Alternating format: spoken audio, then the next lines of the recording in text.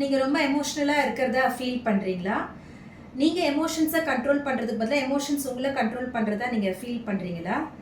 இதுலருந்து நம்ம எப்படி வெளியில வரலாம்? ஒரு சின்ன சிம்பிள் டெக்னிக் பார்க்கலாமா? திடீர்னு கோவப்படுறது, திடீர்னு நம்ம சோகமா ஆயிடுறோம், திடீர்னு ஒரு படபடப்பு வருது.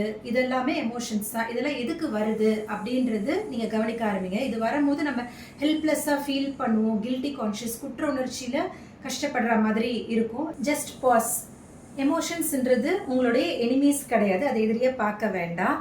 அங்க ஸ்டாப் பண்ணிட்டு அது உங்களோட இன்னர் ஜிபிஎஸ், உங்களோட சிக்னல் என்ன சொல்ல வருது அப்படின்றது நீங்க கவனிக்க ஆரம்பிக்கலாம்.